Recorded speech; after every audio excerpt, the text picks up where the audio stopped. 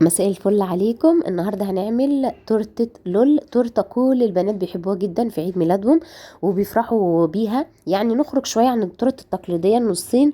الولاد بيفرحوا جدا بالتورت اللي هي بتبقى مبهجه كده وفيها حاجات الكرتون اللي هم بيحبوه. قبل بقى ما نبدا الفيديو ما تنسوش تحطوا لايك عشان الفيديو يترفع واكبر عدد ممكن يشوفه ويستفاد. واللي لسه ما اشتركش في القناه يا ريت يشترك عشان يوصلكوا جديد بكل حاجه بنزلها. هنعمل مع بعض الكيكه. التورته دي محشيه نصين، نص فاكهه ونص شوكولاته. فاول حاجه عملتها الكيك. هحط 6 بيضات بدرجه حراره المطبخ. انا بستخدم بيض احمر ويكون بدرجه حراره المطبخ. وهحط عليه فانيليا. وهحط عليه كوبايه الا ربع من السكر. انا هنا حطيت نص كوبايه ونسيت. بعد ما حطيت يتضرب يعني رحت ضايفه ربع كوبايه كمان، فكده حطيت كوبايه الا ربع. وضربتهم كويس لحد ما السكر اختفى والبيض لونه فتح. حطيت بقى معلقه ونص من محسن كيك بونو المتحده اللي انا وريته ده، معلقه ونص كبيره. وحطيته يتضرب تاني لحد ما يعمل فوم. وهنا هنخل كوبايتين وربع دقيق عليهم معلقه ونص صغيره بيكنج باودر. يبقى 6 بيضات، كوبايه الا ربع سكر، ومعلقه ونص كبيره محسن كيك جل، وكوبايتين وربع دقيق، ومعلقه ونص صغيره من بيكنج باودر. نخلتهم وقلبتهم. هنا عمل معايا فوم. نزلت بكوبايه الا ربع من الميه وهيعلى دلوقتي الخليط معايا اكتر من كده.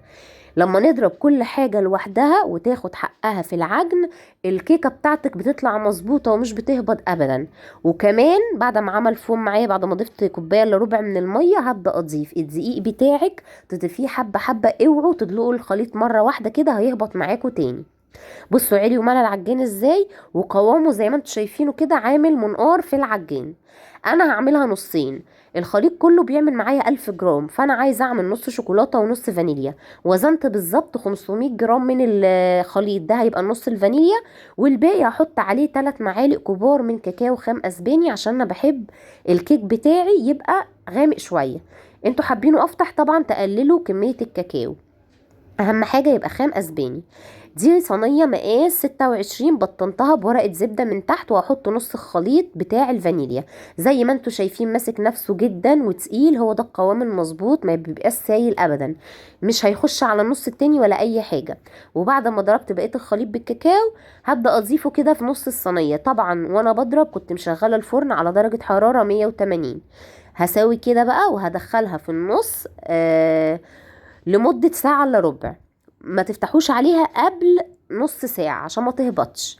اخبطها بقى خبطتين على الرخامة لازم، عشان اي هوا دخلها يخرج منها.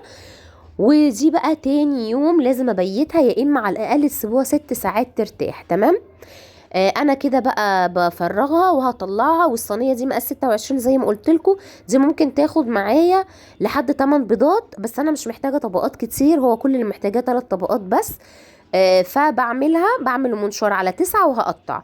لكن انتوا لو عايزين تعملوا طبقات اكتر ضعفوا المقدار واعملوا مقدار 8 بيضات. كل نص طالع لوحده زي ما انتوا شايفين كده. هقطع بقى الكيك بتاعي. قطع لي 4 طبقات. انا هستخدم 3 بس. واخر طبقة هعملها دي ممكن اعمل منها ميني تورت، او اعمل منها كيك بوبس، او اشيلها كده زي ما هي. ممكن احتاجها في اي حاجة تاني. فخلوا بالكم انتوا لو عايزين طبقات اكتر طبعا تضاعفوا المقدار. هنبدأ بقى ان احنا نعمل الكريمة. هحط كوباية ونص من كريمة خام. انا بستخدم كريمة المتحدة نوع نظيف جدا. وهحط عليهم معلقة ونص كبيرة باستري كريم. الباستري بيعزز الطعم وبيخليه غني. وهحط كمان تلت كوباية من السكر. وهحط كوباية ونص من المية المتلجة. مقدار المية بيبقى قد مقدار الكريمة. وانا بستخدم سكر بودرة وبيبقى حلو جدا معايا ومش بيخرز. للناس اللي بتشتكي ان السكر والحبيبات بيخرز معاها، استخدموا سكر بودرة. بعد كده هنعمل موس الشوكولاتة. دي نص كوباية موس شوكولاتة، عليها ربع كوباية من كريم شانتيه، وعليها معلقة باستر كريم، ومعلقة واحدة بس من السكر. معلقة السكر اللي احنا حطيناها دي للكريمة، ربع كوباية الكريمة اللي احنا حطيناها، لان الموس فيه سكر بتاعه. وحطيت كوباية الا ربع من المية المتلجة. وهحط كمان معلقة كبيرة من الكاكاو الخام عشان يعزز لي بس اللون. تمام كده. ونضربهم. بصوا بيطلع الخليط متماسك جدا زي ما انتم شايفين. ولازم مقدار المية يبقى قد مقدار الكريمة عشان الخليط يبقى متماسك كده ما يبقاش سايل. طبعا حشيت وحشينا مع بعض كتير جدا التورت قبل كده، فعشان الفيديو ما يطولش عليكم بطستها بس بشويه كريمه بيضه عشان اداري اي فتافيت كيك واعرف اجلسها كويس، ويبقى التجليس شكله حلو كده ومفيهوش اي كيك ظاهر. حطيت نقطتين من جل طعام صحي ماجيك لونه فوشيا، وقلبت بيهم الكريمه البيضه بتاعتي، وابتديت بالسكريبر بقى كده امشي عليها واشيل اي كريمه زايده، وهجيب السكريبر المشرشر هعمل بيه الجوانب. وعشان السطح بتاعي يبقى املس كده وحلو بسخن السباتشول على النار وابدا امسح بيها السطح، فبينعم معايا خالص وبيبقى حلو. تمام. عندنا بقى التوبرات اللي هنشتغل بيها دي بنزلها من على موقع اسمه بنترست، بحمله من على المتجر وبتلاقوا فيه كل صور الكرتون اللي انتوا بتحبوها، فانا بحمله وانزل عليه صور الكرتون اللي انا عايزاها، والصور دي ببعتها لاي مكتبه عندها طباعه الوان واتساب، وهو بيعملهم لي في ورقه A4 ب 15 جنيه الورقه بالمقاسات اللي انت تحدديها. تمام. باخدهم انا اقصقصهم بقى، واجيب خلة سنان ومسدس شمع والزقهم من ورا، وابدا ان انا اضيف بقى على التورته زي ما انا عايزه اشكال بالشكل اللي انت عايزاه، يعني فنيني براحتك بقى، دي بتاعتك انت. انا كمان عملت اسم البنوته بورق ترانسفير هوريهولكوا دلوقتي. ورق الترانسفير ده انا بعمل فيه ايه، بجيبه من محلات طبعا مستلزمات الحلواني. بسيح شوكولاته خام عاديه خالص على حمام بخار او في الميكروويف، وبعدين ابدا احط فيها الورق الترانسفير على شكل حروف ده، اصب فيه الشوكولاته واحطه في الفريزر واطلعها بينه بالراحه كده واحطها على التورته، وبغسل الورقه دي وارجع استخدمها تاني، يعني مش برميها خالص، وهي كلها على بعض تقريبا ب4 جنيه، فبتقعد معاكي فتره كبيره جدا، مش بتتقطع ولا بيجرى لها اي حاجه.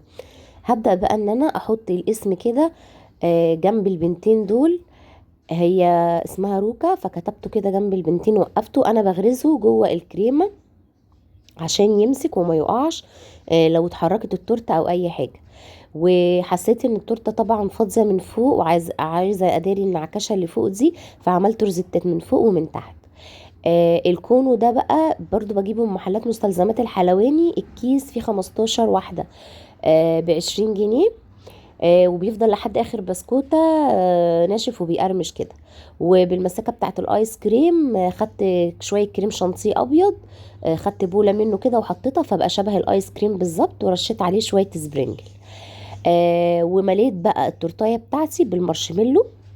المارشميلو ده بيتباع في السوبر ماركت، وبرده بيتباع في محلات مستلزمات الحلواني بالكيلو عادي، ساعات بجيبه منهم بالكيلو. الكيس في السوبر ماركت من اول 2 جنيه لحد 15 جنيه، يعني في منه الرخيص والغالي. بس كده مليتها، وبجد شكلها رقيق وكيوت، وفعلا بيفرح الولاد جدا في عيد الميلاد. نغير بقى التورت النصين ونفرح الولاد بتورت كده يكونوا بيحبوها، والحشوة اللي هم بيحبوها برضو نعملها لهم. وكده الفيديو خلص، يا رب اكون قدرت افيدكم والتورته بتاعت النهارده تكون عجبتكم.